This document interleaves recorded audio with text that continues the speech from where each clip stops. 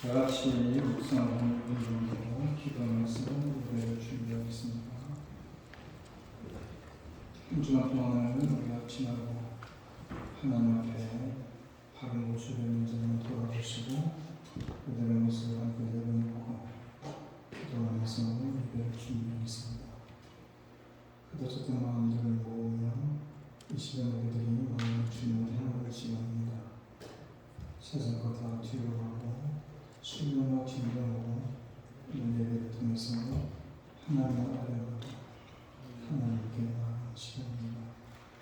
잘못되면서는 우리의 죄가를 사랑을 먼저 기도하시고 또 여러분들이 하나님 앞에 기도의 시간도 있고 또 마음의 감동이 있으면 오늘 예배를 통해서 하나님을 만나고 하나님의 성령의 음성을 듣고 문제가 이제 답을 갖고 돌아올 수 있도록 마음을 기도하시면서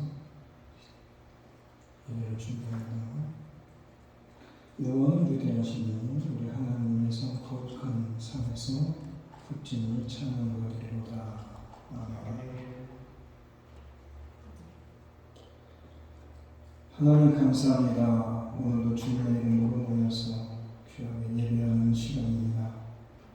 주님을 사랑하는 자들이 오늘도 어김없이 주님께 나와서 정말 주님께 모든 걸 내려놓고 기도하고 예배하니 우리 하나님께서 이 시간 좌정하시고 예배를 받아주시며 오늘도 우리들에게 꼭 하고 싶은 주님의 음성이 들려지는 귀한 시간이 되어져서 우리가 그 음성을 듣고 한 주간의 삶의 이정표로 바로 세우는 복된 시간이 되게 하여 주셔서 예수님의 이름으로 기도합니다.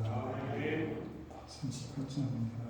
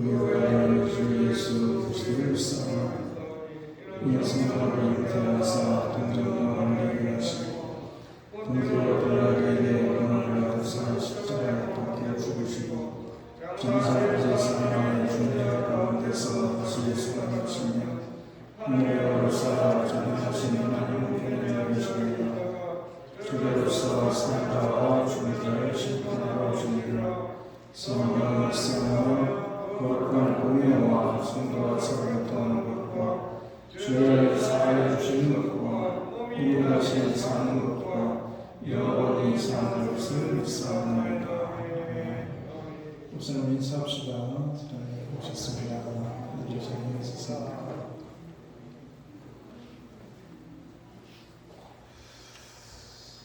고추 시즌이라고 해서 교회가 좀 긴 것 같아요. 고추를 바라보셨나. 특별한 광고는 없고 다음 주일에 선교 간증 집회를 합니다. 그래서 이진욱 장로님하고 이미실 선교사님이 아프가니스탄에서 사역하시다가 이번 아프가니스탄에서 미국을 그래서 미국에 철수하면서 같이 따라가버려요. 그래서 그분에 있었던 생생한 선교지의 이야기들을 함께 나눌 겁니다. 오셔서 많이들 은혜를 받으셨으면 좋겠습니다. 그리고 요즘에 델타 바이러스가 아주 기승을 부리는 것 같아요. 여러분들이 많이 유의를 해주시고 같이 방역에 힘써 주시면 고맙겠습니다. 찬양하면서 환영하겠습니다.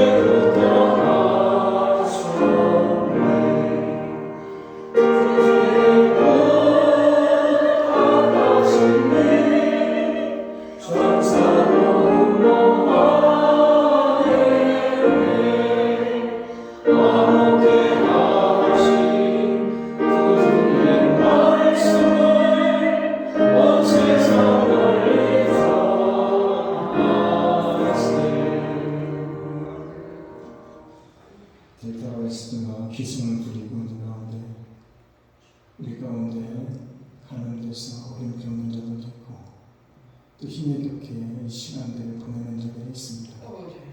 하나님 그들을 감염된 영향을 깊게 치료해 주시고 회복시킬 뿐만 아니라 어려운 시기를 보내는 가운데 있는 자들 결코 이 일로 인해서 삶의 시장받지 않도록 우리 아주 구별해 주시고 주님이 함께 해주심을 통해서 우리들의 일터가 자유롭게 하시고 우리들의 자녀들이 어렵지 않게 하시고 우리들의 가정들이 복될 수 있도록 주여 도우시고 은혜를 베풀어 주옵소서.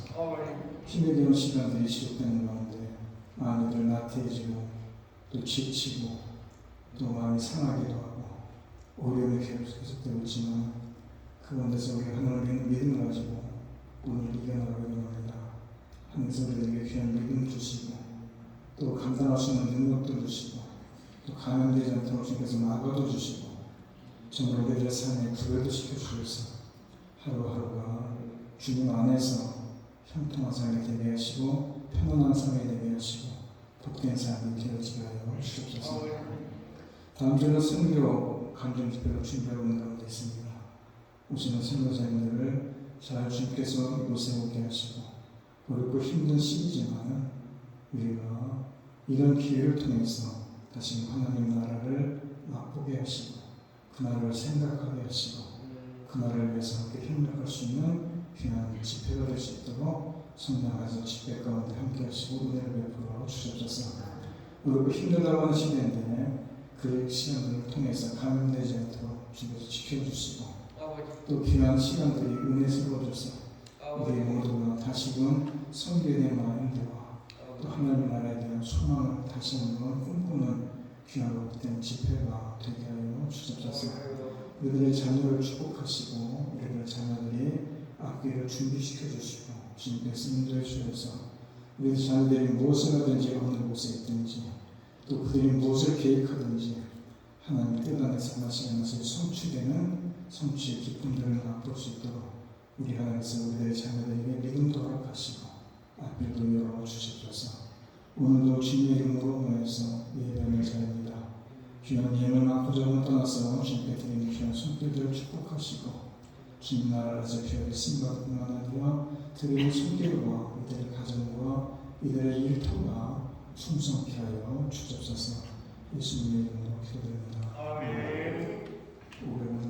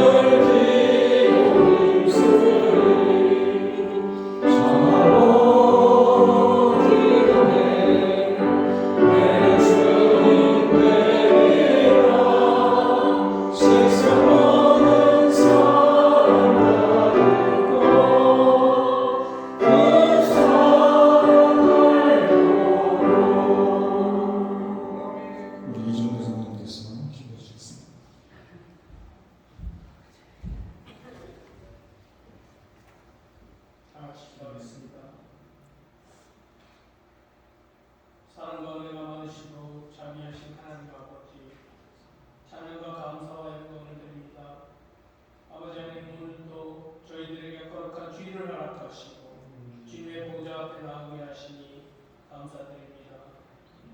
주님 앞에 설 수 없는 부끄러운 죄인들이오나 독생자 예수 그리스도의 이 땅에 보내주시고 우리의 죄에서 구원해 주시며 참 좋으신 하나님의 은총을 힘이 있고 주님 전에 나왔사오니 크신 축복과 사랑으로 함께하여 주시옵소서. 사랑의 하나님 아버지, 그러나 저희는 주님의 사랑과 은혜를 깨닫지 못하고 세상 뜻대로 살아왔으며 저희들에게 명하신 명령에 순종치 못하였습니다. 주님의 영광을 드러내기보다는 자신의 힘을 내세웠고 말씀대로 살기보다는 인간의 보잘것없는 생각대로 살아온 죄를 고백하오니 주님께서 불쌍히 여기시고 용서하시며 깨끗이 씻어 주시옵소서.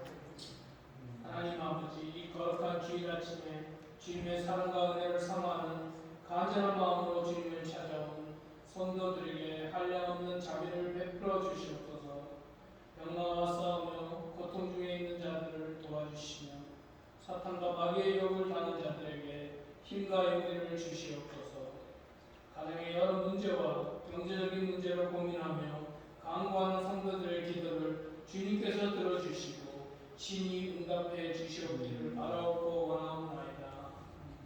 하나님 아버지, 저희 교회를 이끄시는 주의 종들에게 성령과 함께하여 주시고 말씀의 능력을 더입혀 주셔서 교회의 사명을 다하게 하시고 모든 세상에서 빛과 소금의 역할을 충분히 감당하게 하시옵소서.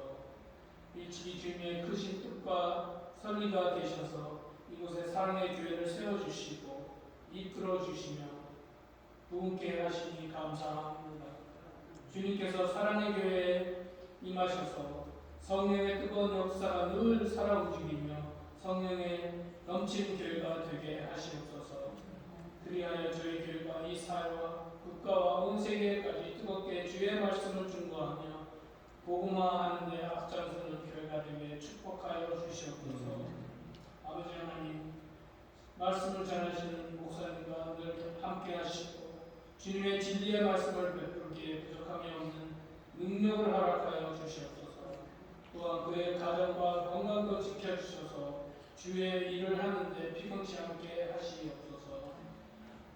아버지 하나님, 이 예배의 시작과 끝을 온전히 주님께서 주장하시고 사탄 마귀가 틈타지 않게 도와주시옵소서. 이 모든 말씀을 예수님 이름으로 기도하옵나이다. 아멘.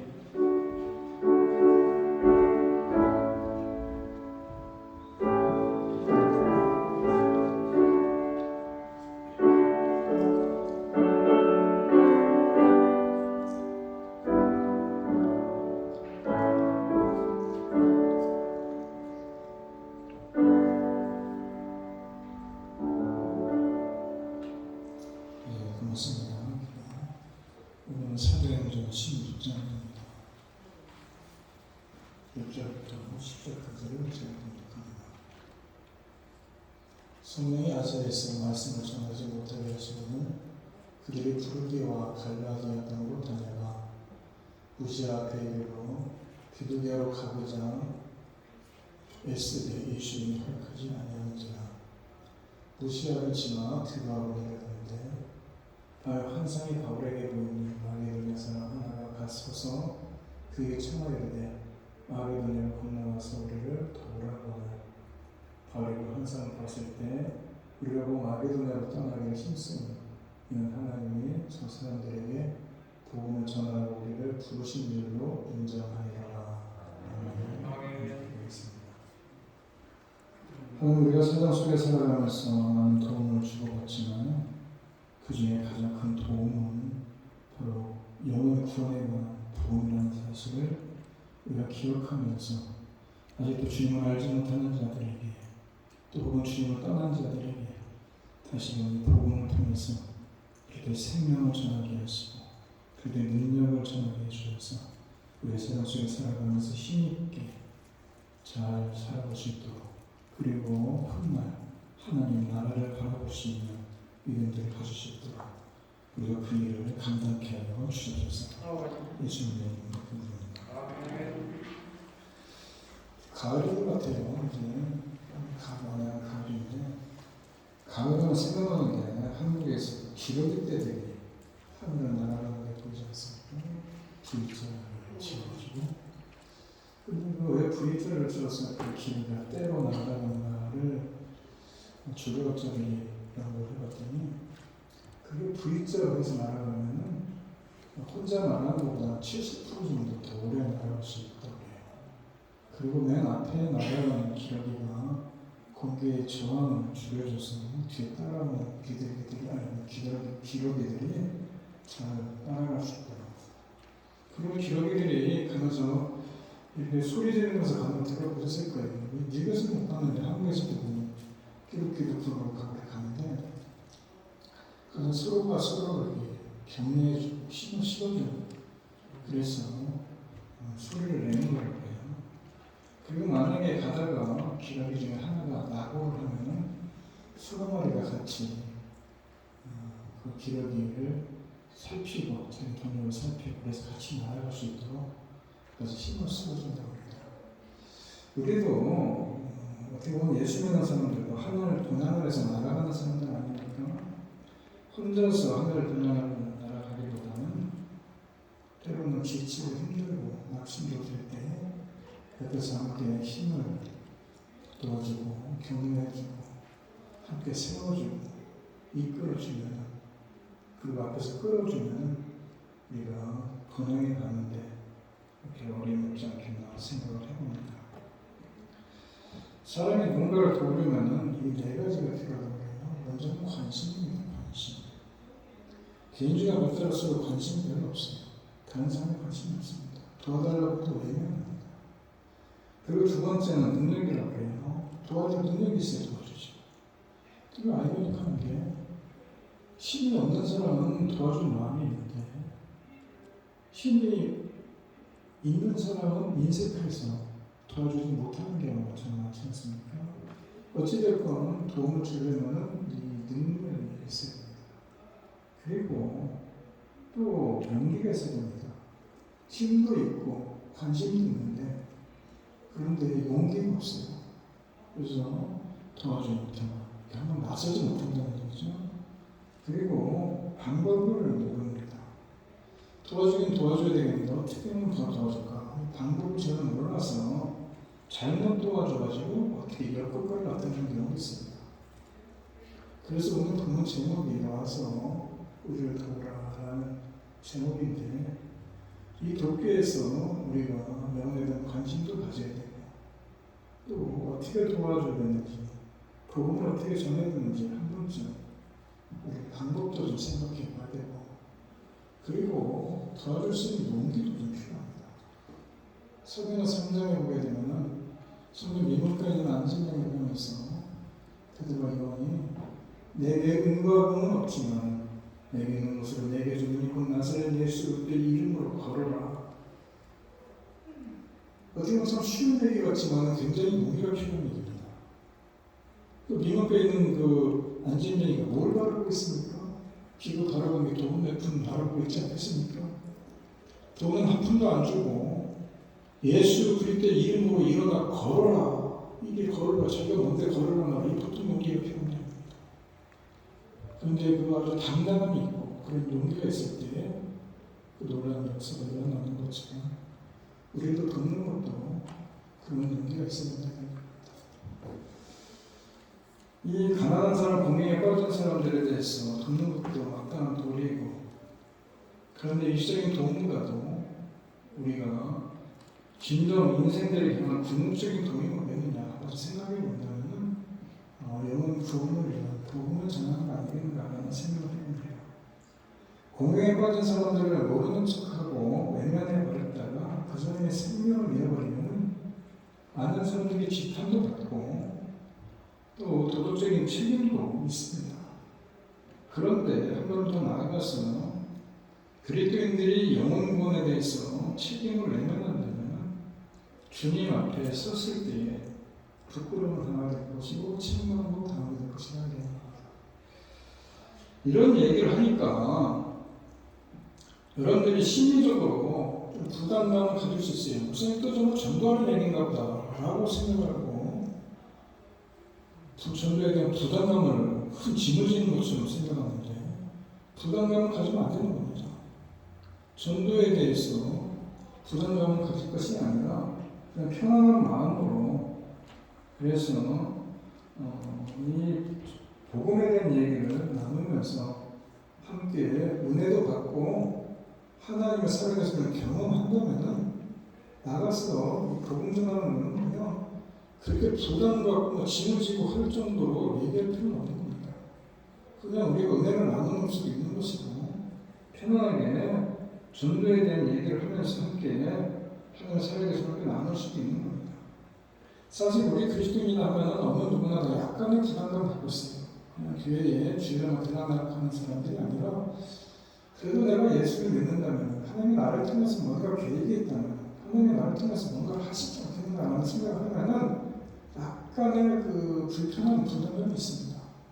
무슨 얘기입니까? 전도에 대한 부담감이 심리적으로 있는데 그래서 편치 않은 신앙생활을 할 수가 있는데 그러지 말라는 겁니다. 오늘의 설명의 이유는 그렇게 편치 않은 부담감을 가지고 신앙생활을 할 것이 아니라 그냥 편안하게 하는 겁니다. 전도하라, 설교하라 하니까 우리가 봇대를 싸고 나가고 마크라도 전도리도 이런 것이 아니고 여러분들 사이에 그냥 어려운 사람들 도와주고 그때 사랑을 나눠주고 이웃을 아껴주고 그것이 전도인 것이고 그것이 복음 전하는 거예요.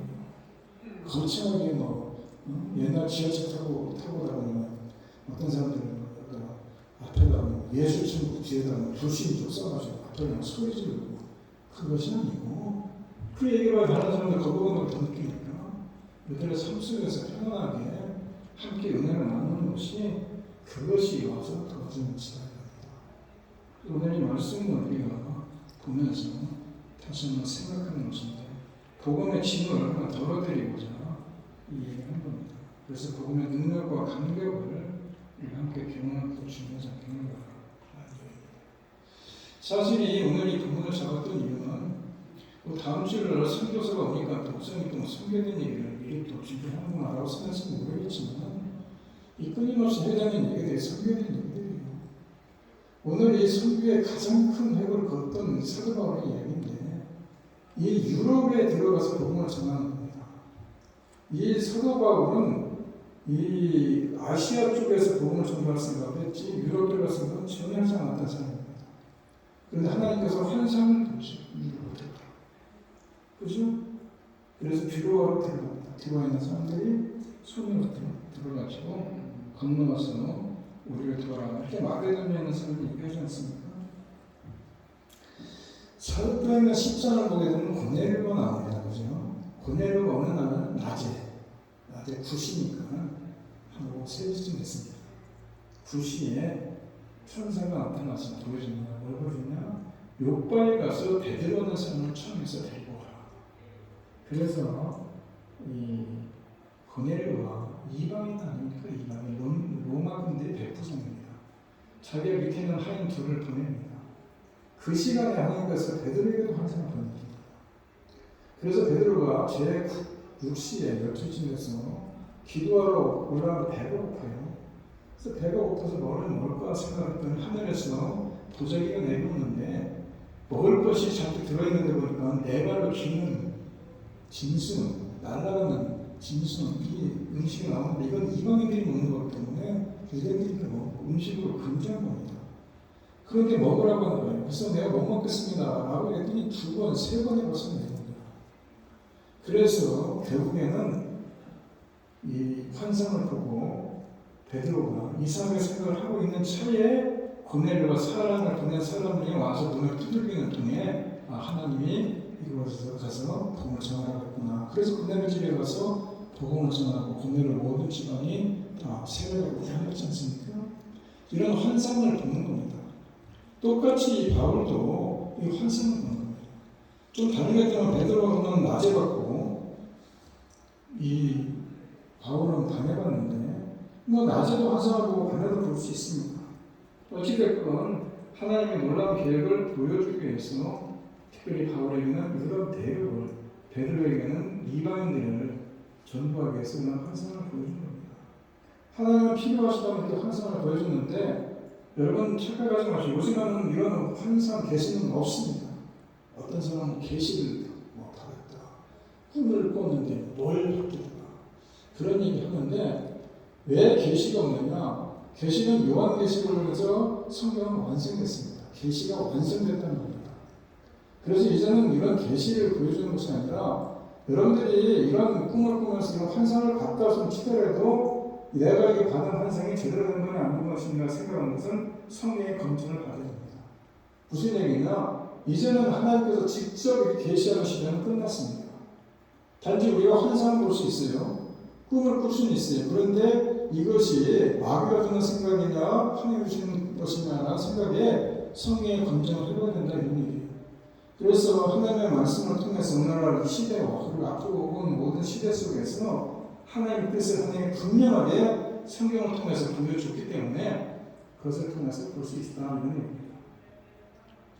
그래서 힘썼다는 얘기 나오는데 이것은 이 바울이 이 아시아를 전도하려고 했고 그리고 하나님은 유럽을 하려고 했고 그래서 갈등을 하다가 그래도 하나님의 뜻으로 뜻을 붙인 그것이 바로 성경의 문이 열리는 그런 출발점이 되지 않습니까? 그 갈등 속에서 무슨 얘기가 참 중요한 얘기입니다.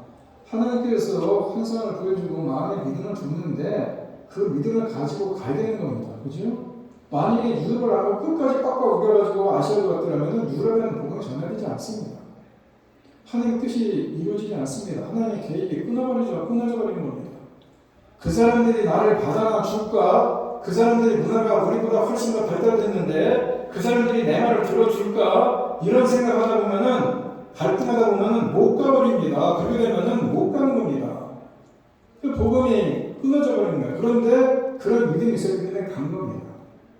이 바울에게 참 중요한 일입니다. 이게. 여러분 우리는 선교를 할 때 우리보다 못한 낙후된 지역을 들어 선교하는 패키지가 많습니다. 그래서 퍼주기식 선교를 많이 합니다. 가서 학교도 지어주고 병원도 세워주고 또 뭐 우물도 파주고 뭐 이런데 그런데 이런 상황이 아니에요. 유럽은 훨씬 더 발달된 나라가 있어요. 아시아보다. 어느 정도 발달됐느냐? 유럽 그리스의 알렉산더가 이 아시아를 지배를 했습니다. 인도까지 내려왔어요. 그죠? 그것뿐입니까? 로마가 세계를 제패할 때예요. 그런 로마가 있고 그리스라는 유럽에 들어간다는 것은 쉬운 일이 아닙니다. 그럼에도 불구하고 선진국이지만은 들어가서 복음을 전하러 들어가는 겁니다. 지금 여기서 말해주는 사람들이 솔직하게 오라고 하는 게 뭡니까? 와서 물질로 우리를 도와달라 이 얘기입니까? 와서 우리들에게 병원을 세워달라 이 얘기입니까? 아닙니다. 은과금은 내게 없거니와 내게 있는 것으로 내게 주느니라는 단단함 가지고 뭘 들어가고 들어가고 복음을 하더라. 복음 한 가지. 그래서 우리가 그걸 복음화시키지 않습니까? 로마를 복음화시키고 이 놀라운 역사가 하나님의 구별됨 없이 들어가는 겁니다. 이방인의 사도로 부름받은 이 바울이 그가 힘과 능력이 성령이 충만해서 이 놀라운 바울이 놀라운 하나님의 사도가 됐지만은 그래도 이방인의 사도가 된 가장 큰 이유는 그가 처음으로 이 이방에 대한 꿈을 꿨다는 겁니다. 비전을 가졌다는 겁니다. 그리고 하나님의 뜻에 순종했다는 겁니다. 그래서 생각한 겁니다. 그 10절에 나오죠. 10절에 복음을 전하라. 바울이 마귀의 눈을 도울 수 있는 것은 누가 근도 아니었고 무엇을 구하느냐? 복음이라는 복음. 우리는 안쪽으로 예수님께서 곧 오시리라 말씀을 들었는데 곧이라는 말은 기다림의 마음자세를 얘기하는 것이 시간을 얘기하는 거 아닙니다. 곧 오신다 네가 벌써 언제예요? 복음이 세계를 한 바퀴 돌고 오면 예수님 오신다는데 세계가 한 바퀴 돌았어요. 지금 복음 안 들은 거 거의 없습니다. 예루살렘도 시작해서 쭉 돌아서 예루살렘 주가 똥라니까 한 바퀴 아니에요? 제가 작년에 환갑했어요. 올해 진갑입니다. 저는 이렇게 보여도. 여러분들 보기에는 막 70대 볼지 모르겠지만 이제 겨우 진갑입니다. 근데 환갑이라는 게 뭡니까? 60갑자가 넘어갔다는 얘기, 한 번 돌아갔다는 얘기예요. 그죠? 진갑은 뭡니까? 다시 시작하는 거예요. 다시. 그래서 제가 다시 60갑자가 지나가고 나면 120세가 되면 두 번째 환갑이 되는 거예요. 요즘에 두 번째 환갑 맞을 사람들 많습니다. 여기 앞으로. 제가 다른 말씀 드리는 게 아니에요. 복음이 세계를 한 바퀴 다 돌았어요. 우리는 이제 예수가 앞에 묻겠구나라고 생각할지 모르겠어요. 우리 아까 말씀드린 대로 곧 오시리라고 했지 지금 당장 온다는 얘기가 아니에요. 시간적인 의미가 아니에요. 마음의 준비라는 거지. 마음의 준비라는 거지. 늘 깨어있으라는 것이지. 다시 육신갑자가 지나가듯이 그래서 내가 진갑을 맞은 것처럼 아직도 주님을 떠나버리고 없는 사람들, 아직도 주님을 알지 못하는 자들에게 다시 한번 복음이 전달이 되겠는 거예요. 세상은요, 엄청나게 발전해 왔습니다. 우리가 한 20년 전에 스마트폰을 들었어요. 이 소남의 인터넷에 있을 줄도 상상이 알겠어요? 제가 80년대에 이 처음 컴퓨터를 학교에서 배웠는데, DEL, 모든 거 해서 주고, 그때 마우스가 없었어요. 처음 컴퓨터 나왔을 때. 지금은 그냥 손으로 그냥 터치하고 다 끝내잖아요. 이런 시대부터 누가 알았어요? 제가 듣고 싶은 얘기는 세상 사람들은 미래를 준비하고 있고 앞으로를 준비하고 있고 그것을 향해서 나아가고 있는데 우리는 믿음이 정진된 상태로 그냥 있는 거예요. 앞으로 뭘 어떻게 예수님이 오신다는 소리를 막연하게 생각하고 있지 우리가 뭘 해야 되는지 생각하고 있지 않습니다.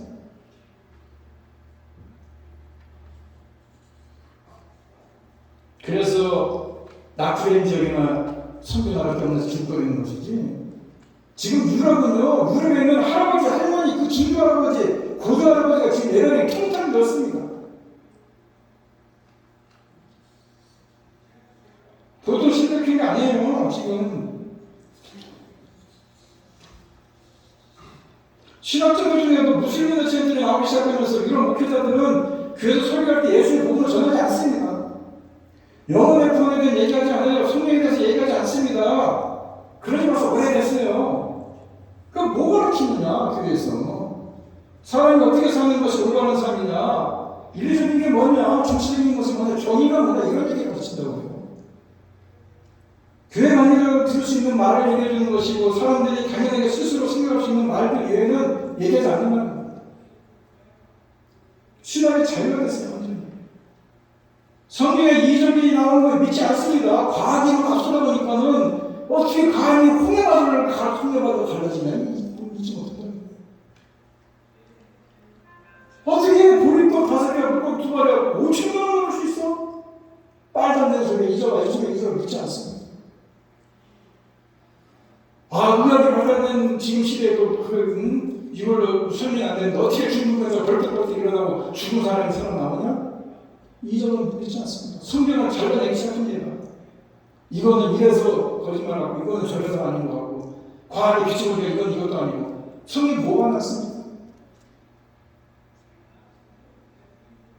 모든 것들이 기독교에서 빼고는 무엇이 남는다는 얘기 아니겠어요? 없습니다, 별로. 단지 스스로가 기독교인이라고만 얘기하는 것이지, 그들의 전통의 기독교, 역사적인 기독교, 문화적인 얘기만 하고 있는 것이지, 그들이 회심을 했다거나, 거듭났다거나, 구원의 확신을 받았다거나, 예수를 마음에 모신다거나, 이런 얘기 들어본 적도 없고, 얘기하지도 않아요, 요즘은 교회에서, 미국교회에서 그렇게. 부활이 무슨 부활이냐? 예수님 어떻게 부활을 하냐? 동정녀 탄생이 있을 수 있는 얘기냐? 이렇게 가르친다는 거예요. 그래서 다시금 성중에 복음이 들어가야 되는 겁니다. 다시금. 아까 말씀드린 걸 하루밖에 다 하고 와서 뭐예요? 제대로 알지 못하고 있는데 다 떠나버렸는데 다시 돌아야 되는 거 다시. 그래서 복음에 그만큼 중요한 겁니다.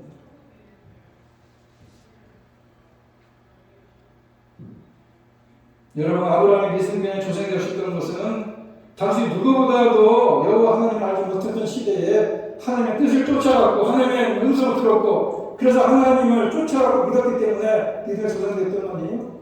사무엘이 이스라엘의 가장 유명한 선지자가 될 수 있었던 가장 큰 이유는 하나님의 음성을 들었기 때문이에요. 그의 스승인 엘리 제사장도 못 들었던 소리가 됐습니다. 가서 얘기합니까? 주여 말씀 없어서 주의 종이기 때문에.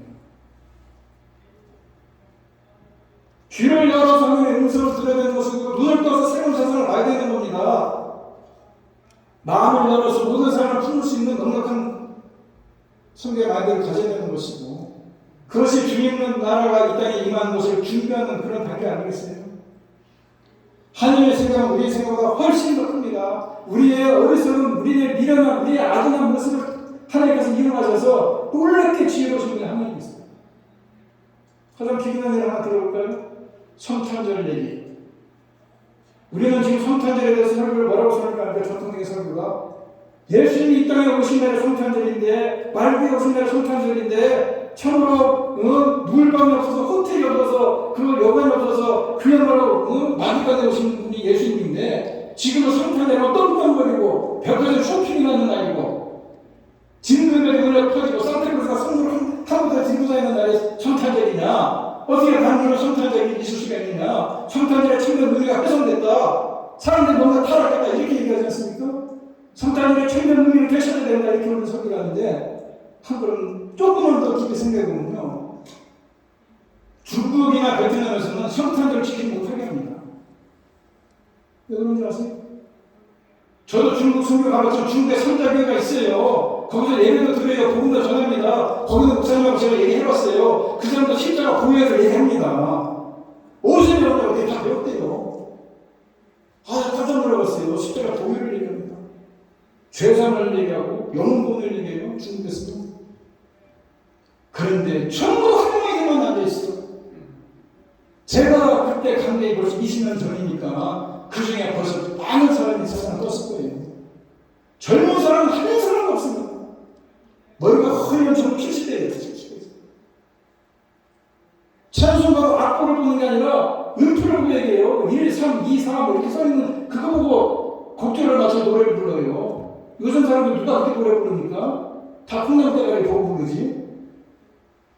그런 시대에 사는 사람들, 옛날부터 예수를 믿었던 사람들, 그 시대가 다 가버렸어요. 왜 젊은 사람들이 교회에 없느냐? 기독교 문화를 모르는 거예요. 산타클로스가 뭔지 몰라요. 징그러운 노래를 들어봤어야 할 거 아니에요?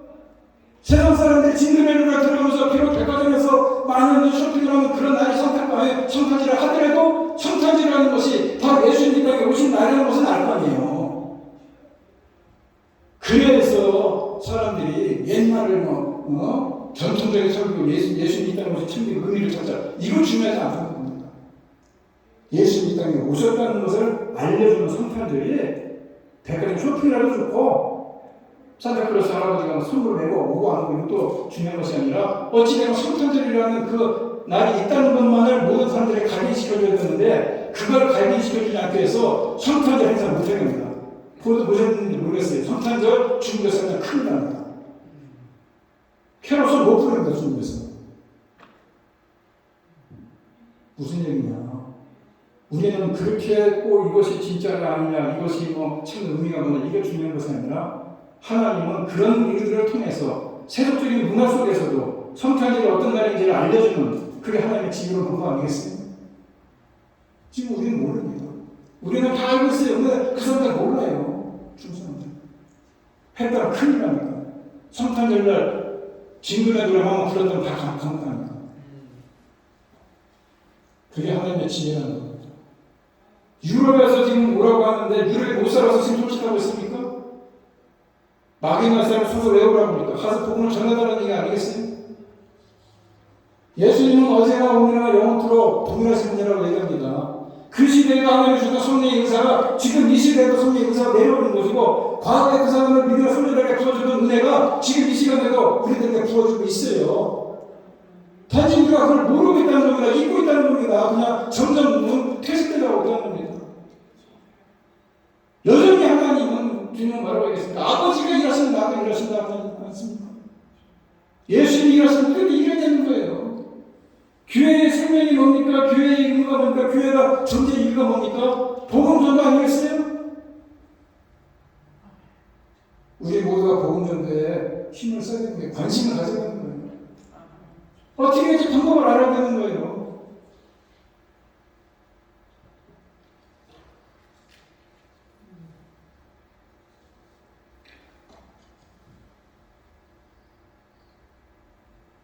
이 땅에 아직도 예수를 알지 못하는 수많은 영혼들에게 복음의 지경을 넓히는 일이 하나님에게 맡겨주신 사명임에도 모릅니다. 이는 정말 바울처럼 하나님의 뜻을 알아야 하고 또 우리가 성숙한 기독인이라면 하나님의 가치를 알아야 되는 겁니다. 우리가 받기만 했어요, 어렸을 때. 근데 나이가 먹고 성숙해지면 우리는 주는 것 같아요. 부모한테도 용돈도 주고, 형제들 도와줘도 주고, 도와줍니다. 어렸을 때는 능력이 아니까 못했죠. 마찬가지로 우리가 어느 정도 믿음이 들어가고, 어느 정도 신앙이 들어가면 우리가 그 일을 해야 되는 겁니다. 우리가 받기만 했지 않습니까? 특히 한국교회 같은 경우는. 여기 한국교회로 나가서 합니다. 대단하게 해야 됩니다.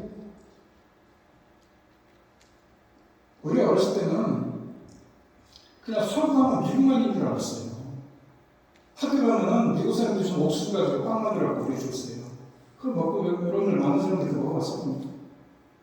학교 그거 저녁 끝나가면 그거 얻어먹는 재미도 쏠쏠했어요. 그리고 뭐 보면은 원조품들이 그렇게 많았고 오죽 했으면은 먹어도 양갱물도 미제 양갱물을 먹고 죽어야 된다고 얘기하지 않습니까? 그 정도로 그런 시기가 있었어요. 그래서 미국 음악을 듣고 미국 영화를 보고 팝송을 듣고 그랬어요. 저 젊었을 때 빌보드 차트 1위가 해나인 리듬이 뭐 이런 거 빌보드 차트 1위가 뭐고 이거 빼뜨리고 있었어요. 그 당시에는 우리 젊었을 때는. 지금은 시대가 바뀌었어요. 가장 가난한 나라, 가장 못 사는 나라 같은 대한민국이요. 세계의 모든 갤럭시 손에 쥐게끔 다 만들었어요. 삼성에서. 그것뿐입니까? 요즘에 BTS가 방탄소년단들 빌보드 차트 1위에 올라 있어요. 상상 못했던 일 아니에요? 여러분들은 잘 관심 없어서 모르겠지만 우리 그 조카가 이번에 미국 갔었어요. 좀 오셔서 알겠지만 한 8월 달에 왔었는데 애를 딱 도착하니까 딱 보니 한국 사람이거든요. 물어보더래요. 일부러 와가지고 BTS라고 아냐 물어보더래요. 그래서 이놈이 BTS가 화제되라 그랬대요. 방탄소년단은 금방 할 텐데 BTS요? 정작 그분은 잘 모르는데 미국 사람이 더 잘 알더라는 거예요. 지금 세상이 그렇게 돼버렸습니다. 이제는 뭐 비빔밥, 뭐 불고기, 뭐 한국 메뉴를 뭐 미국 사람들 많이 먹습니다. 그죠? 문화가 흐려서 선교를 하러 가는 게 아니에요. 이제는 한국이 옛날에는 200년 전에는 복음 받아들이기 위해서 한국에 배제학교도 만든 거 다 외국에서 부른 학교 아니에요? 학교도 짓고 병원도 짓고 샌브라스 병원도 짓고 지은 거 아니에요? 지금 한국이 어느 정도 이상이 됐어요. 이제는 어디 가서 기술 필요 없어요. 당당하게 이게 복음을 전하는 시대가 됐어요. 그래서 한국에서 우리 교단만 해도 5천 명이 파견 나가 있어요. 거의 5천, 지금 좀 많은 쯤 됐을 거예요. 선교사가. 그런 시대가 살아가고 있습니다. 무슨 얘기냐? 못 사는 나라라고 해서 복음에 안 들어갈 거 가지고 잘 사는 나라에서 복음에 충만한 것도 아니라는 얘기예요. 어느 시대나 잘 살든지 못 살든지 어느 학교에 복음 전할 수 있으면 전하라는 것입니다. 제가 한국에 살 때 UBF라고 그분들하고 교제하는데 그분들이 선교사를 하는데요. 그래서 어디 나가면 물어봤더니 미국으로 선교를 하는데 그래서 내가 깜짝 놀랐어요. 무슨 미국으로 선교를 하냐? 미국에 있는 사람들이 선교사를 한국 와도 전차는 한국에 지금 한 30년, 40년 된 얘기죠. 제가 오지 마서 여기 와서 얘기를 가요. 미국에 있는 청소년들로 있어. 돈을 전해줬다는 거죠. 좋은 발생이고 좋은 생각이에요. 오늘 사도 바울이 그랬던 것처럼 아시아가 훨씬 더 문명이 발달한 유럽을 들어갈 정도였습니다. 그래서 중요한 얘기는 우리가 복음을 전도하는 데는 이 빈무교체가 없고 패키지가 필요한 겁니다. 옛날에는 패키지가 있었는데 그런 패키지 필요 없습니다. 이제는 진짜 필요한 게 뭐냐? 병원 안전도 괜찮습니다. 우물 안전도 좀 괜찮아요. 이제는 학교 안전도 좀 좋아요. 가장 중요한 건 뭐냐? 응답은 내게 없지만 내게 있는 내 것으로 내게 주어야 되는 겁니다. 그게 뭡니까? 복음입니다. 가장 중요한 게 복음 아니겠어요? 잘 사는 못 사는 모든 나라에 복음을 들어야 된다. 이런 마인드를 가지고 살아가는 것이 그리스도의 삶입니다. 세상 많은 사람들은 미래를 준비하고 있는데 우리는 주님 다시 오시라고 준비하기 크면 믿음이 정지되어 있어요. 우리들의 마음을 좀 열어가지고 귀를 열어가지고 눈을 좀 크게 떠서 예수님이 원하시는 것이 무엇인지 하나님의 뜻이 원하는 것이 무엇인지를 한번 해결해봐야 되는 것이고 한 번쯤 생각해봐야 되는 것이고 한 번쯤 거룩한 부담을 한번 가져봐야 된다 이런 얘기입니다.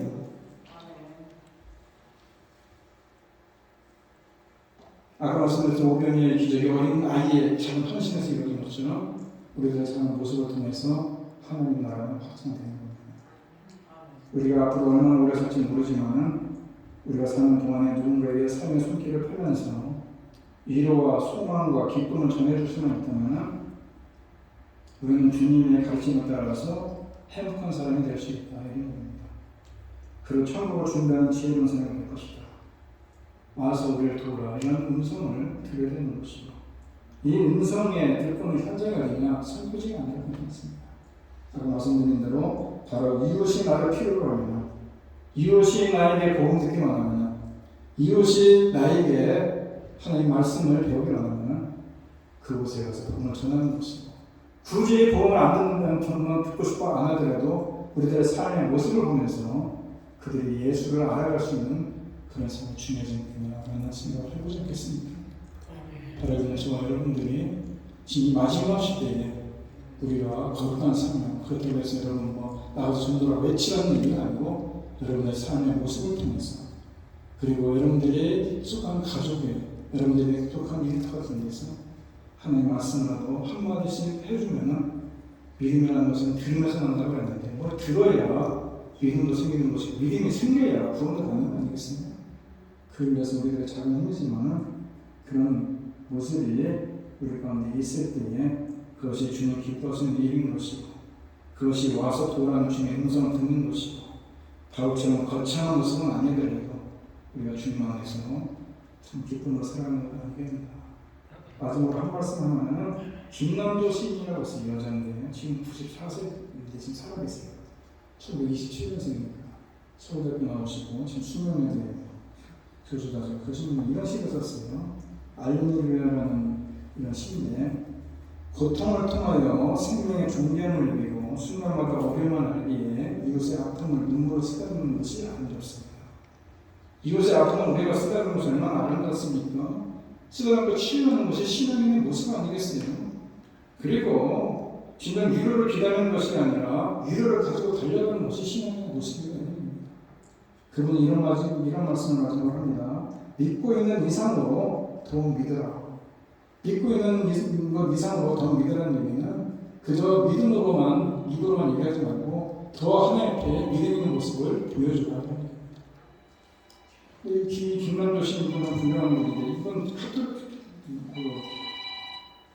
카톨릭이에요. 근데 카톨릭의 세례명이 막달라나예요. 이름이 막달라나. 하나님 앞에 예수님 앞에 변화되는 모습으로 사는 막달라나입니다. 우리도 다 그런 죄인들입니다. 그런데 하나님 앞에 하나님의 자녀로 구원을 받았다면 우리가 구원받은 자로서 또 막달라 마리아처럼 우리가 예수를 전할 수 있는 그런 삶이 되게 될 겁니다. 여러분들의 삶을 통해서 그리고 여러분의 입술을 통해서 그런 일을 감당하기 위해서 우리가 세상의 귀에 말에 귀 기울이지 말고 하나님의 음성에 좀 귀 기울이시고 세상 것만 쏟아놓고서 아니라 주님의 말씀도 한번 좀 들여다보면서 그리고 우리들이 마음을 좁게 가진 대로 마음을 좀 넓게 갖고 많은 사람을 품을 수 있는 그런 자리에 있을 때에 그런 동안 하나님의 뜻을 이루어가는 저희가 되겠다는 생각을 하면서 그런 생활을 살아가는 진정한 기뻐하시는 삶을 살아가는 저희들에게 간절히 바랍니다. 여러분 같이 일어났을 때 찬양하겠습니다.